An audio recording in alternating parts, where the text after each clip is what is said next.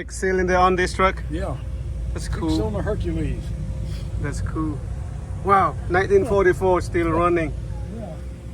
1944 bây giờ vẫn chạy bình thường.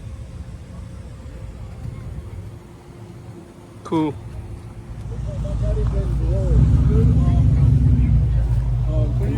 The AC still working, right?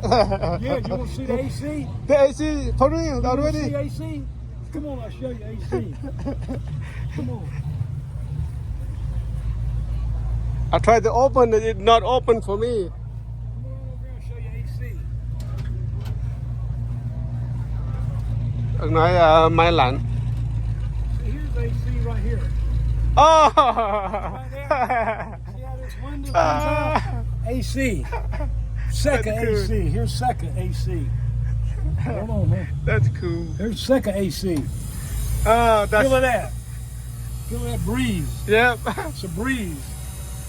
Đây là máy lạnh. That's AC. It's cool. It's 100-year-old cool. AC. It's cool. It's cool. Máy lạnh là phải qua từ cái This cửa little này. thing cranks up. Watch this. Let's see how it sound. Oh yeah. It cranks My better favorite. than a brand new car. My favorite truck. Yeah, check this out. Make it horn too. Oh yeah, it's got the horn. Yeah. Wow, still run for real. See how it cranks?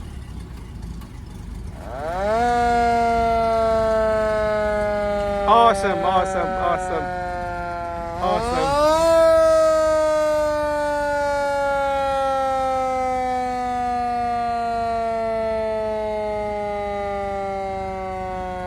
Thank you. I will show to my son. Look, the AC. Yeah, still work. Still work.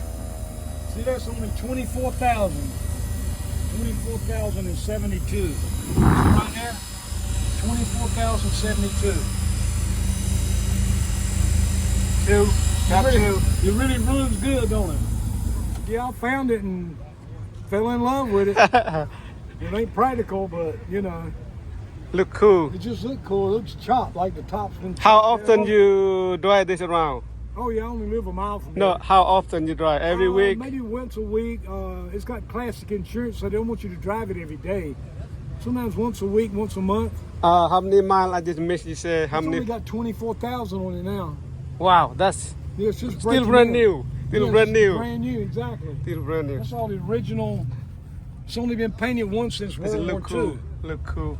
1944. Yeah. 1944. Diamond T. Wow. Diamond. Not Chevy or Ford, Diamond. It run by gas, diesel, Yes, a gas burner. gas burn. You'll see the name on the side. Okay, I look now. Oh, okay. That's the name. Diamond T. T. Yep, Diamond T. Look cool. Thank you. He can sell it. I might buy it. Huh? I said I can buy it. Really? One day. 70? You can have it. About 70. Only 70. Look cool. 1944 xe này là xe dùng xe chữa cháy. Bây giờ 20.000 mile. Let me open it. Wow. No.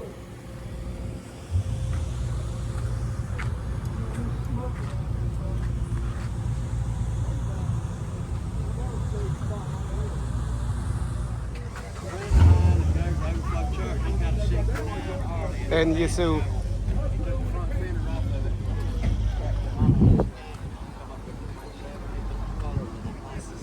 Cái này bên trong.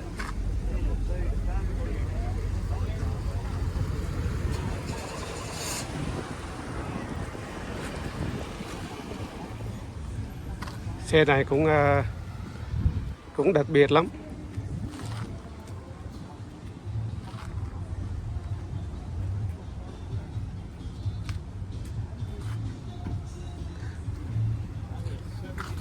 What year on this car? What year on this car? 1936. This is the oldest one then. No, there's a truck over there that's older than mine. This Truck. 1936. Wow, look cool. 1936.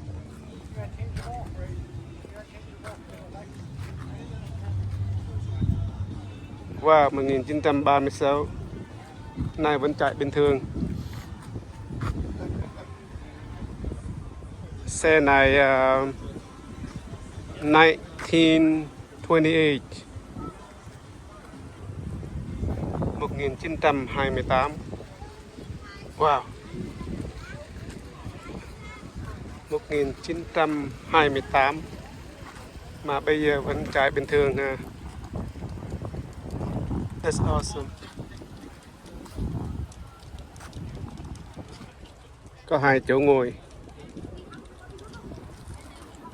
Xe này 1930, cũng rất là lâu luôn. Coi 2 chỗ ngồi. Xe là 2 chỗ ngồi thôi.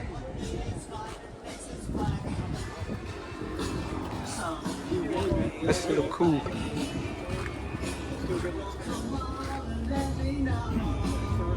What year this truck? 34. 34. Wow.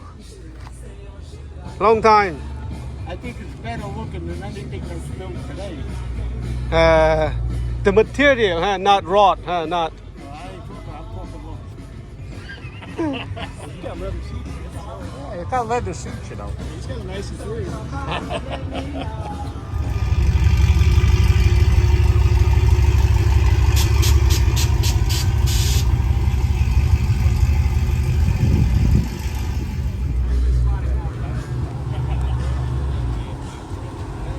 Coi thử cái này. Cái này họ cho mình coi. Có đủ thứ loại xe.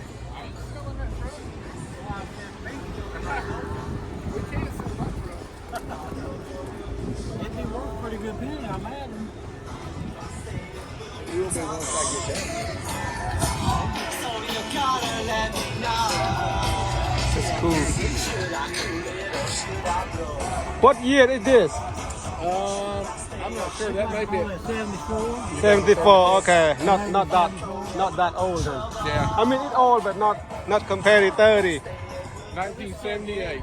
78. Yeah. So they ran it in the pace car edition. Okay. 1978. This is the Charger. How about that one? I've never seen that. That truck? Yeah. Yeah, I'm not sure about that. Maybe He knows 20. the years a lot better than I do. Maybe 20, yeah. He said, "What year is that truck?" I said, "I'm not sure." What about 37? Around 30. 30. Okay. Look. Xe này từ 1930 mấy. Cái máy nó có khi cái máy thì họ làm lại cái máy, nhưng mà cái xe thì rất là cũ.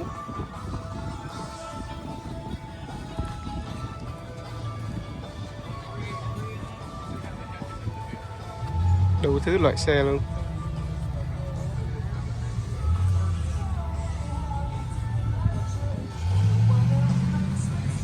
Xem thấy xe kia nè.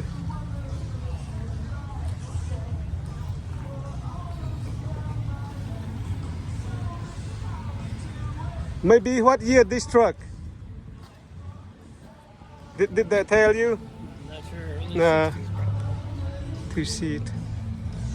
It's cool. Xe truck đầy cũ.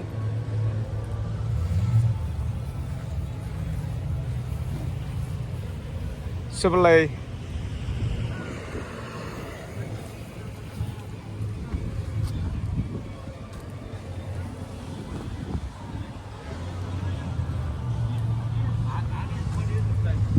Đẹp chưa? Quá đẹp.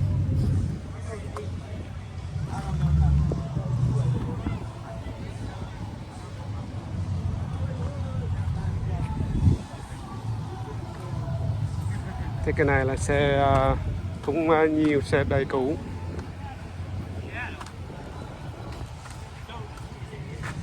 That's cool.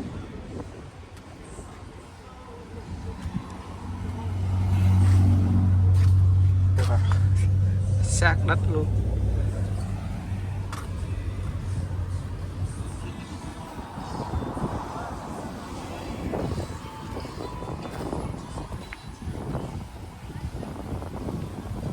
Để xem cho nó vui.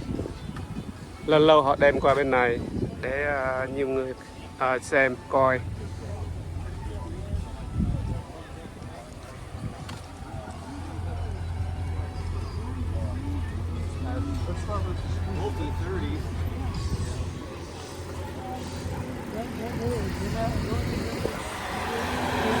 Máy đang chạy.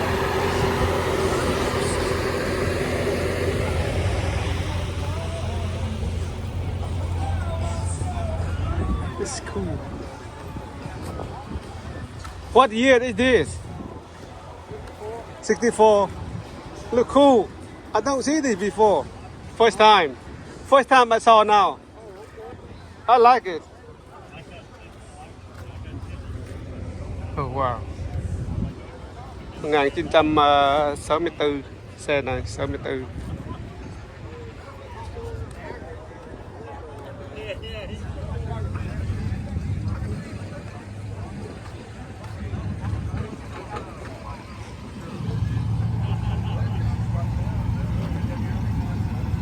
Xe đẹp chưa?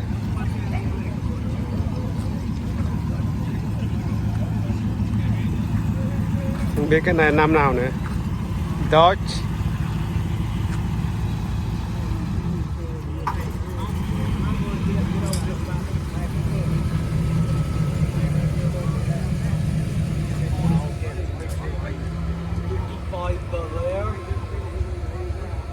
Năm 1955. What year about this? 58 Dodge Custom Warrior. Cái này 1958. Look cool.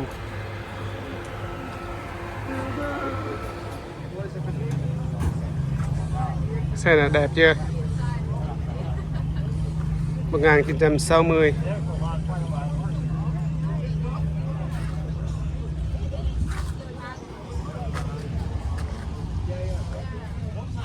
Bên trong.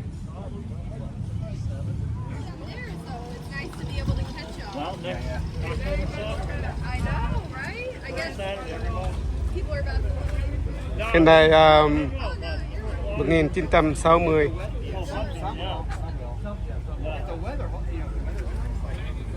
Cái này họ đem qua bên này cho mọi người xem những xe cũ.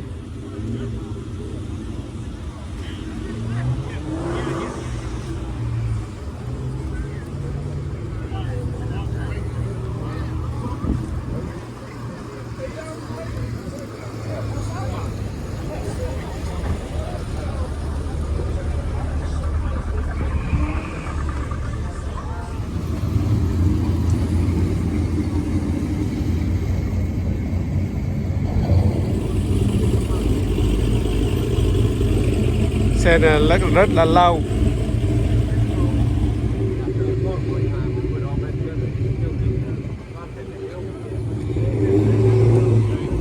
Xe này 1952. Tên xe này là International.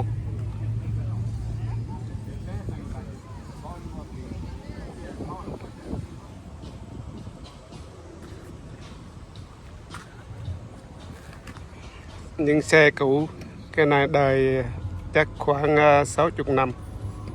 Xe này 1932 từ Canada chuyển qua Mỹ.